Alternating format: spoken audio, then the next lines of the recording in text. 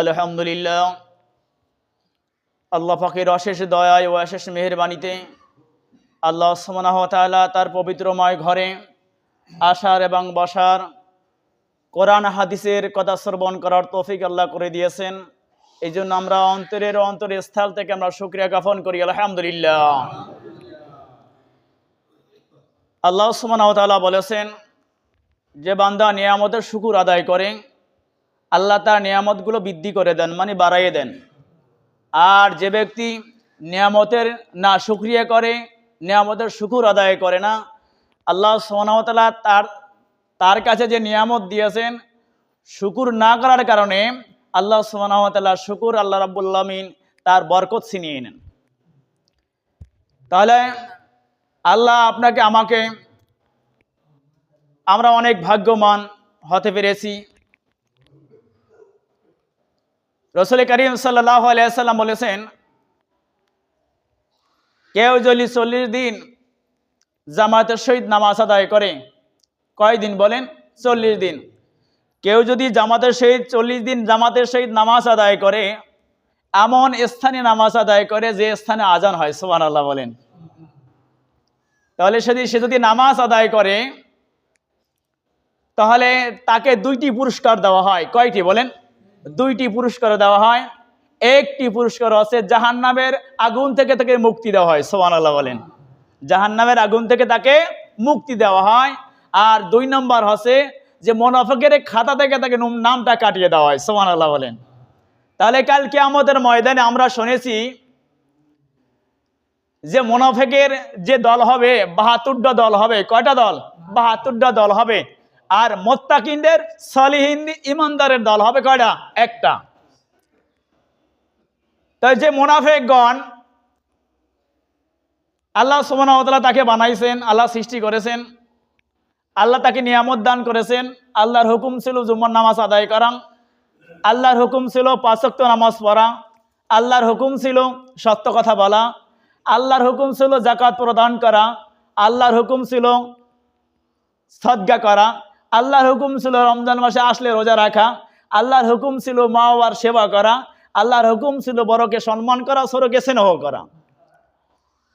যখন এই হুকুমগুলো বান্দা করবে না, আল্লাহর হুকুমের বিরোধিতা করবে, আল্লাহর দাসত্ব তো সে তো করবেই না, উল্টা আল্লাহ বিরোধী কাজ করবে, শিরিক করবে। তো আল্লাহ সুবহানাহু ওয়া তাআলা বলেছেন, কাল কিয়ামতের ময়দানে 73টা দল হবে। 73টা দলের মধ্যে মুনাফিকের দল থাকে 72টা। কয়টা বলেন? 72টা মুনাফিকের দল থাকবে। হুজুর মুনাফিক বলতে কারে বুঝাইলেন? রাসূল করিম সাল্লাল্লাহু আলাইহি ওয়াসাল্লাম বলেছেন যে আপনি স্বীকার করলেন মুসলমান, আপনি স্বীকার করলেন কি? মুসলমান। মুসলমান মুখ দিয়ে স্বীকার করলেন কিন্তু কাজগুলো করলেন না। মুসলমানদের জন্য জুমার নামাজ আদায় করা কি আবশ্যক। মুসলমানদের জন্য ফজর থেকে এশা নামাজ পড়া কি ফরজ। মুসলমানদের জন্য রমজান মাসে রোজা রাখা কি ফরজ। রমজানের জন্য মুসলমানদের জন্য যখন তার ধন সম্পদ থাকে যাকাত দেওয়া কি বলেন? ওয়াজিব। তখন এইগুলা যে করে না, তা আল্লাহ সুবহানাহু ওয়া তাআলার হুকুমে দাসত্ব করলো না, অশুকরিয়া আদায় করলো, আল্লাহ শুকুর আদায় করলো না, নামাজ পড়া ফরজ ছিল নামাজ আদায় করলো না। তাহলে বলা হয়েছে তারা মুসলমান দাবি করে, আসলে তারা মুসলমান না মুনাফিক। তারা কি বলেন? মুসলমান না মুনাফিক। তারা বলতে পারে, হুজুর আমাদের মুসলিমদের মধ্যেও তো অনেকে আছে। সম্মানিত বাবারা, ভাইরা, কসম খোদার আপনাদেরকে বলতেছি না, কিন্তু কোরআনের আয়াতের মধ্যে বলে, হাদিসের মধ্যে বলে যে যারা মুনাফিক 72টা দল হবে, কিন্তু মুনাফিকরা মুসলমান দাবি করবে, নিজেরা অনেক বড় মুসলমান দাবি করবে, নিজেরা বড় বুজুর্গ দাবি করবে, কিন্তু তারা নামাজ আদায় করবে না, যাকাত প্রদান করবে না, তারা আল্লাহর হুকুম মান্য করা চলবে না, রমজান মাস আসলে রোজা রাখবে না, জুমা পালন করবে না। এর মুনাফিকের, এই মুনাফিক কাল কিয়ামতের ময়দানে জাহান্নামে যাইবে। রাসূল করিম সাল্লাল্লাহু আলাইহি ওয়াসাল্লাম বলেছেন, কাল কিয়ামতের ময়দানে আমার আল্লাহ রাব্বুল আলামিনের জমিন, যে জমিন যে আপনাকে বর সহ্য করতে আছে, জমিনের উপরে গাছ আছে, জমিনের উপরে পাহাড় আছে, জমিনের উপরে কি আছে, নদী আছে, সাগর আছে, খাল আছে, বিল আছে, সমুদ্র আছে, যাই কিছু বলেন সবগুলো জমিনের উপরে আছে কি আছে না বলেন? সবগুলো জমিনের উপরে, ফিরাশা ওয়াস সামা, সবগুলো জমিনের উপরে আছে। আর আমার আল্লাহ রাব্বুল আলামিন বলেন কাল কিয়ামতের ময়দানে জমিনের উপরে যাগুলো আছে, গাছপালা আছে, পাহাড় আছে, এগুলোকে সরাইয়া দেওয়া হবে। আর জমিন একটা ভূমিকম্প শুরু হয়ে যাইবে। ভূমি এমন ভাবে লড়বে যে ভূমিকম্প কখনো মানুষ দেখে নাই, এরকম ভাবে লড়তে থাকবে, লড়তে থাকবে। বলা হবে ও জমিন তুমি কেন লড়তে এসো, তোমার ভিতরে কেন এত বড় ভূমিকম্প হইল, তোমার বুকে যা ছিল সব আলাদা হয়ে গেল। তোমার বুকে বসবাস করতো মানুষ, মানুষ আলাদা হয়ে গেছে। তোমার থেকে তোমার বুকে বসবাস করতো পানি, পানি আলাদা হয়ে গেছে। তোমার বুকে বসবাস করতো গাছপালা, গাছপালা আলাদা হয়ে গেছে। তোমার বুকে বসবাস করতো পাহাড়, পাহাড় আলাদা হয়ে গেছে। তুমি কেন এরকম কম্পে তো কাঁপতে আসো? পাহাড়ে বলবে ও মালিক, আমি তো তোমার ওই জমিন, যে জমিন তুমি সৃষ্টি করেছিলা বান্দার জন্য, আমি তো সেই জমিন যে জমিনে বান্দা গাছ লাগাইছিল, আমি তো সেই জমিন যে জমিনে তুমি পাহাড় দিয়েছিলা বান্দার হেফাজতের জন্য। আমি ধারণ করতাম, আজকে আমি আর ধারণ করব না, আর ধারণ করব না। বলবে কেন? এই জন্যই ধারণ করব না মালিক, আমার জমিনে থাকিয়া অনেক নাফরমানি করেছে। আপনারই জমিন, আপনারই বান্দা, আপনারই গাছ, আপনারই পাহাড় পর্বত, চন্দ্র সূর্য তরুলতা, সবকিছু আপনার, সবকিছু আপনার গোলামরা বক্ষণ করলো, কিন্তু তারা শুকর আদায় করলো না, জমিনের হক আদায় করলো না, আপনার হক আদায় করলো না, আপনার দাসত্ব প্রদান করলো না। তারা মুনাফিকি করলো, তারা মুনাফিকি করলো। আমি জমিন সাক্ষী দিতে চাই, সুবহানাল্লাহ বলে। কিয়ামতের ময়দানে জমিন কম্পিত হবে। জমিন বলবে আল্লাহ তোমার ময়দানে সাক্ষী দিতে চাই।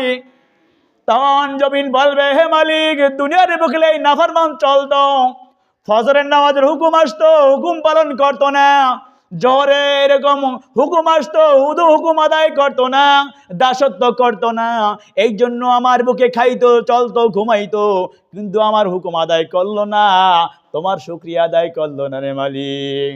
আমি বলতে চাই যারা আমার জমিনে থাকিয়া আল্লাহ আপনার সন্তুষ্টি অর্জন করেছে, নামাজ পড়েছে, জাকাতের সময় হইলে জাকাত দিয়েছে, রমজানে রোজা রাখা হইলে রোজা রেখেছে, এবং সত্য কথা বলতে হইলে সত্য কথা বলেছে, এই জমিন, আমি জমিন সাক্ষী দিতে চাই আমার জমিনে থাকিয়া তোমার যে যে বান্দা, যে যে বান্দি একবার হলেও সুবহানাল্লাহ বলেছে, একবার হলে আলহামদুলিল্লাহ বলেছে, একবার লা ইলাহা ইল্লাল্লাহ বলেছে, একবার সূরা নাস পড়েছে, এক রাকাত নামাজ আদায় করেছে বা 500 রাকাত নামাজ আদায় করেছে, জীবনে যদি কেউ একটা রোজাও রাখে, জমিনে বলবে মালিক তোমার এই বান্দার জন্য ফয়সালা করতে চাই।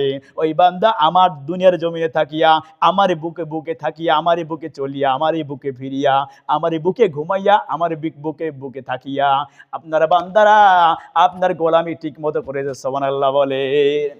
ঠিক মতো করেছে, তবে আমার একটা ফয়সালা, তোমার একটা ফয়সালা করতে হবে। আমি জমিন বললাম, এই জমিন বললাম আমি জমিন যাব না, আমার জমিনের কথা যদি তুমি না শোনো আমি জাহান্নামে চলে যাব, কিন্তু জমিন যাব না, ফেরবো না। আল্লাহ বলবেন বলো তোমার কি আরজি, বলবেন তোমার যে বান্দা বান্দিগুলা তোমার দাসত্বের জন্য, ওমা খালাকতুল জিন্না ওয়াল ইনসা ইল্লা লিয়াবুদুন, তুমি মানুষকে আদর করিয়া বানাইছিলা, জিনকে আদর করিয়া বানাইছিলা, কোন প্রাণীকে এরকম মহব্বত করিয়া বানাও নাই, আদর করিয়া বানাও নাই। তোমার গোলামের জন্য মানুষকে বানাইলা, জিনকে বানাইলা, সেই গোলাম তোমার দাসত্ব করছে। আমি জমিন খুশি, আমি জমিন খুশি। ও মাবুদ গো, তোমার দাসত্ব যারা করলো ওই বান্দা এবং বান্দির উপরে তুমি মাওলাও সন্তুষ্ট হয়ে যাও, সুবহানাল্লাহ বলে।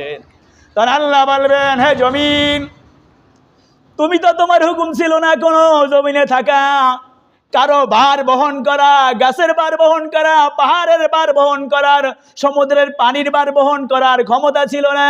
পাহাড়ে বলবে না, ক্ষমতা ছিল না।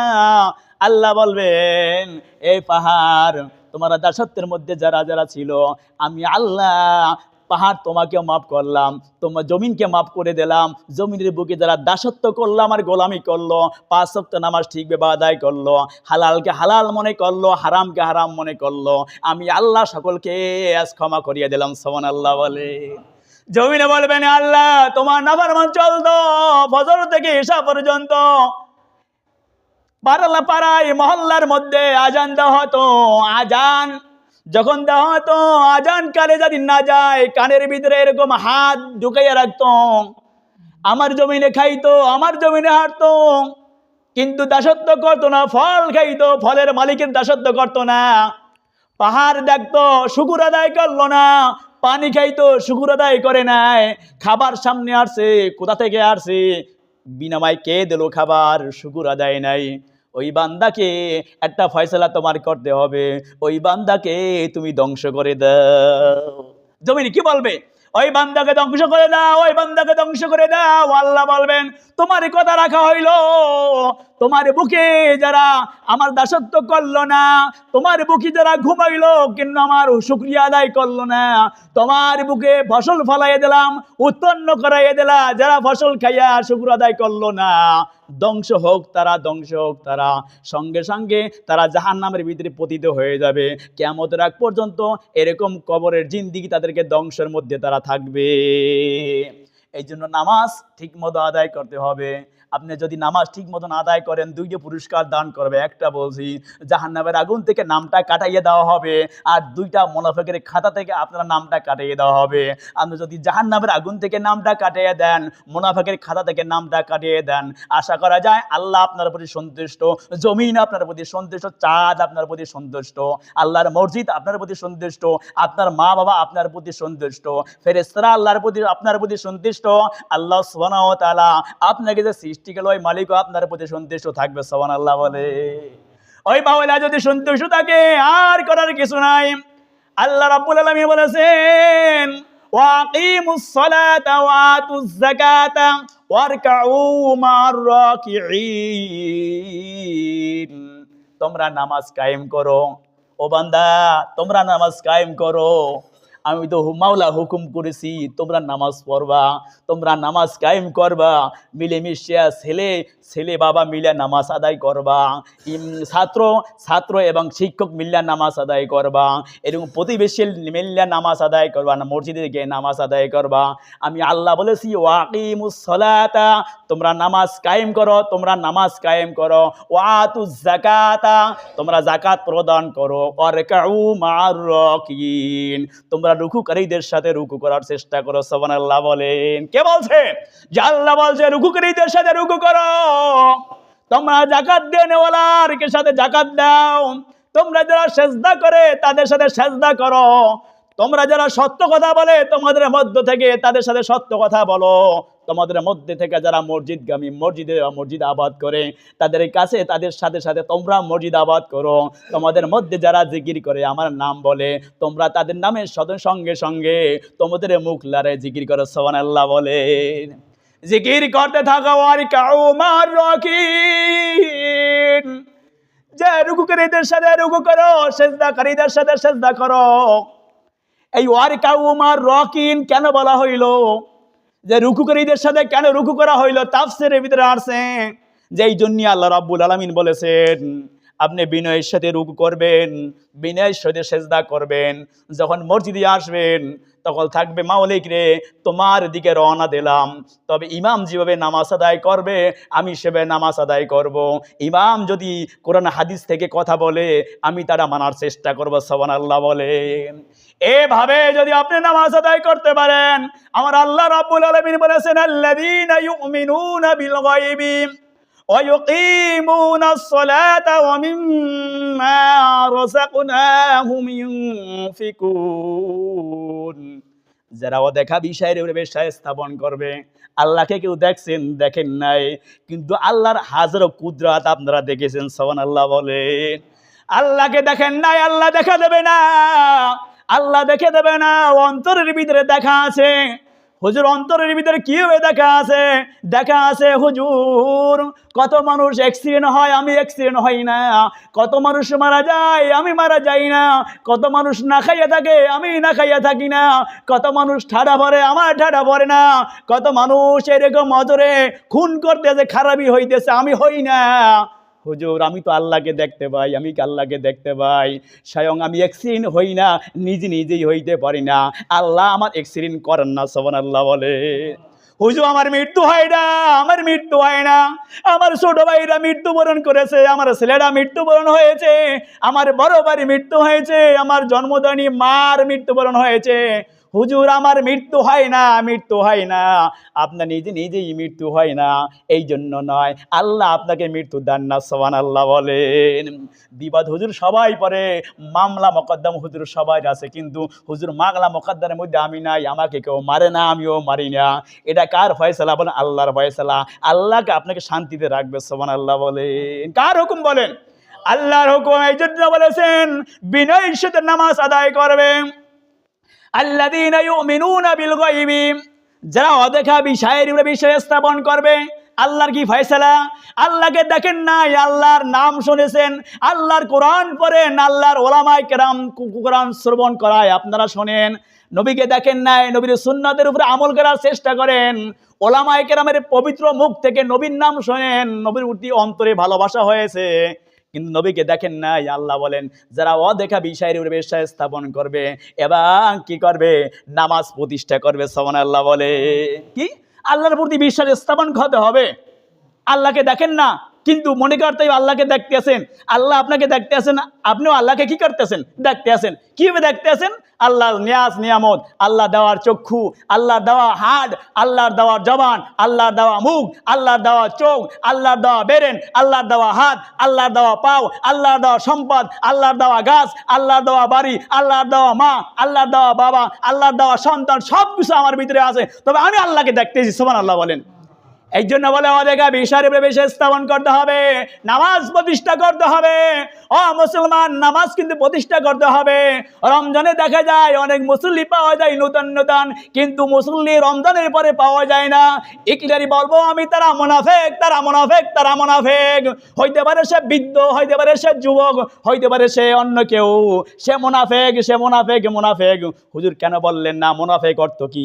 পরিবর্তন। মুনাফিক অর্থ কি? পরিবর্তন। সুযোগ বুঝে আমল করে, সুযোগ বুঝে আমল করে। রাসূল করিম সাল্লাল্লাহু আলাইহি সাল্লাম বললেন কাল কিয়ামতের ময়দানে নামাজিকে উঠানো হবে, কাল কিয়ামতের ময়দানে যাকাত প্রদানকারীকে উঠানো হবে, কাল কিয়ামতের মাঠে রোজা পালনকারীকে উঠানো হবে, কাল কিয়ামতের ময়দানে আল্লাহর হুকুম যারা পালন করেছে দেখাইয়ে তাদেরকে উঠানো হবে। বলা হবে তুমি তো নামাজ আদায় করেছো, বলবে হ্যাঁ আমি অমুকের বেটা নামাজ আদায় করেছি, অমুক মসজিদে আদায় করেছি, অমুক আমি আমার পিছনে নামাজ আদায় করেছি। বলবে তোমাদের নামাজের, তোমাদের আমল নামার ভিতরে মুনাফিক কেন? নামাজের মধ্যে মুনাফিক। বলে রোজা রেখেছো? হ্যাঁ রোজা রেখেছি, 30টা রোজা ঠিক মতো রেখেছি। হ্যাঁ তোমার রোজার ভিতরে তো রোজার সব নাই, কিন্তু মুনাফিক। মুনাফিক লেখা। তুমি জাকাত দেছো কিনা? জাকাত ফরজ হয়েছিল? হ্যাঁ জাকাত ফরজ হয়েছে, কিন্তু জাকাতের আমল নাই, কোনো জাকাতের কোনো সব দেখা যায় না, কিন্তু মুনাফিক দেখা যায়, লেখা দেখা যায়। কারণটা কি? বলবে ও বান্দা, আল্লাহর কাছে, আল্লাহ বান্দার কাছে বলবে মালিক রে সব তো করলাম তোমার জন্য, আমলের সব কোথায় গেল? রোজার সব কোথায় গেল? জাকাতের সব কোথায় গেল? বুঝি না কিছু। আমরা আল্লাহ বলবেন নামাজ পড়েছো, নামাজ, কিন্তু নামাজ আমার জন্য পড়ো নাই, তোমার নামাজের মধ্যে শিরিক ছিল। তুমি রোজা রেখেছো, রোজা তো আমার নয়, রোজা লোক দেখানোর জন্য রোজা রেখেছো, রোজা তো আমার নয়, রোজার মধ্যে শিরিক ছিল। তুমি দান করার হুকুম ছিল, দান করো নাই, দান করেছো লোক দেখানোর জন্য, দান করেছো, তোমার দানের মধ্যে শিরিক ছিল। যে শিরিক মাখা কোনো আমল থাকে, ওটা ইবাদত না, ওটা ইবাদত না, ওটাকে আমাকে খুশি করার জন্য না, যার জন্য তুমি খুশি করার জন্য করেছো তার এটা ইবাদত, এটা তার ইবাদত, এটা আমার ইবাদত নয়। এই জন্য বলা হবে, এই লোকদেরকে বলা হবে কাল কিয়ামতের মাঠে উল্টা করিয়া জাহান্নামে নিক্ষেপ করা হবে। বলা হবে তোমরা শিরিক কেন করেছো? রোজার মধ্যে শিরিক কেন ঢুকাইছো?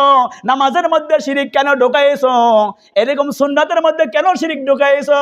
এই জন্য আমরা আল্লাহ সুবহানাহু ওয়া তাআলা আমাদেরকে নামাজ পড়া ফরজ করে দিয়েছেন। আল্লাহ আমাদেরকে নামাজ করা ফরজ করে দিন, কিন্তু আমরা মুনাফিক হইয়া মরতে চাই না। রমজানে যেরকম আল্লাহ আপনার আল্লাহ ছিল, রমজানের বাহিরেও আপনার আল্লাহ ছিল, রমজানের মধ্যে যেরকম রমজানের রোজা রাখা ফরজ ছিল, নামাজ পড়া ফরজ ছিল, এই রমজানের বাইরেও রোজা রাখা ফরজ না হলেও আপনার নামাজ পড়া ফরজ, আপনার জন্য ফরজ। আপনি যদি রমজান এক মাসটা আপনার খাওয়ান খাইয়ে নামাজ আদায় করলেন, কিন্তু লোক দেখানোর জন্য করলেন, আপনি মুনাফেক। রমজানের পরে নামাজ আদায় করলেন, আপনি বড় একটা মুনাফিক। এই মুনাফিক ৭২ কাতারে অনুষ্ঠিত হবে। মুনাফিক বলবে, হে আল্লাহ আমি তো মুনাফিক না। বলে তুমি বড় মুনাফিক। কেন? তুমি মসজিদে গিয়ে নামাজ আদায় করছো, মানুষে তোমাকে বাবা বলবে। যাও ওই বান্দার কাছে যাও, ওই বান্দির কাছে যাও, যে তোমাকে বাবা বলতো ওই কার কাছে যাও, আমার কাছে কোনো বিনিময় পাবা না, বিনিময় তার কাছে যাও হবে। কিন্তু আমি তোমার সম্পর্কে জানি না, তুমি তো আমার সম্পর্কে কেন আসছো আমার কাছে, আমি তো তোমার চিনি না। বলবেন আপনাকে দেখি আমি নামাজ আদায় করতাম, আপনি আমাকে ভালো বলবেন, জাকাত দেবেন আমাকে, এই জন্য নামাজ আদায় করলাম। তাহলে নামাজের মধ্যে শিরিক ঢোকানো যাইবে না। নামাজ সবসময় আদায় করতে হবে। নামাজ সবসময় কি করতে হবে? আদায় করতে হবে। সকলের আদায় করতে রাজি আছি তো ইনশাআল্লাহ? বৃদ্ধ যুবক সবার প্রতি নামাজ পড়া কি ফরজ? সবার প্রতি নামাজ পড়া কি ফরজ? দলিল কার? আল্লাহ ওয়াস্তাঈনু বিস-সাবরি ওয়াস-সালাহ। কি হবে? ধৈর্য সহকারে, ধৈর্য এবং নামাজের মাধ্যমে আল্লাহর কাছে প্রার্থনা করতে হবে। সমতে হাজিরিন, ধৈর্য এবং নামাজের মাধ্যমে যদি আল্লাহর কাছে প্রার্থনা করতে পারি, আল্লাহ সুবহানাহু ওয়া তাআলা ইবাদত করতে দেরি, শিরিক থেকে যদি আমরা দূরে থাকি, শিরিক যদি ইবাদতের মধ্যে না করি, আল্লাহ সঙ্গে সঙ্গে আপনার আমার ইবাদতকে মঞ্জুর করবে। সুবহানাল্লাহ বলেন। আল্লাহ যিনি আমাদের সকলকে ৫ ওয়াক্ত নামাজ ঠিকভাবে আদায় করার তৌফিক দান করেন ইনশাআল্লাহ।